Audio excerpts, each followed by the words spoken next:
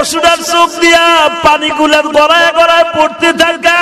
ও কি বলে জানেন ইমাম থানভী আজকে তাফসীরে আমি দেখলাম ইমাম থানভী বলে গড়ায় গড়ায় পানি ছেড়ে দিয়া বলে মালিক আমার মতো সৌভাগ্যবান আর কে আছে?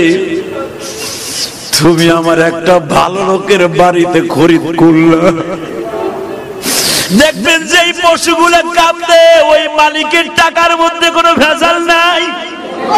ও মালিকের বারিন্দায় বসে বসে কাঁদে আর বলে মালিক আমার ভাষা তুলি আর কেউ বুঝে না, তুমি বুঝাও। দেখবা কোরবানির একদিন আগে ওর মুখে কোনো খাবার দেয় না, যত দামি দামি খাবার দাও না কিন্তু খায় না, খোল ভুসি দাও খায় না, তাজা ঘাস দাও খায় না। এই জন্য বিশ্ব নবী বলে কোরবানির আগের থেকে তোমরা খাবার দিবা না, কারণ ওর দপ্তরে আল্লাহর সাথে একটা দোস্তি হয়ে যায়, ওর তখন খাবার দেওয়ার দরকার নাই। ওর খাবারগুলো খাওয়াইলে তুমি ধুইতে কষ্ট হবে। আমি নবী বললাম ওরে একদিন রাতের আগে থেকে খাবারটা বন্ধ করে দিও।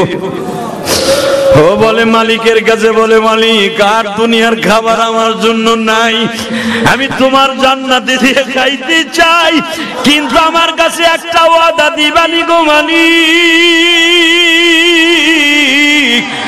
আমারে যেই টাকা দিয়ে তোমার এই পাগল কিনেছে এই টাকার মধ্যে যদি ভেজাল থাকে ওর বিচার তোমার আদালতে দিলাম গো আল্লাহ, আর যদি ভেজাল না থাকে আমার পরে সওয়ার করাইয়া তুমি তারে জান্নাতে নিয়ে নিও।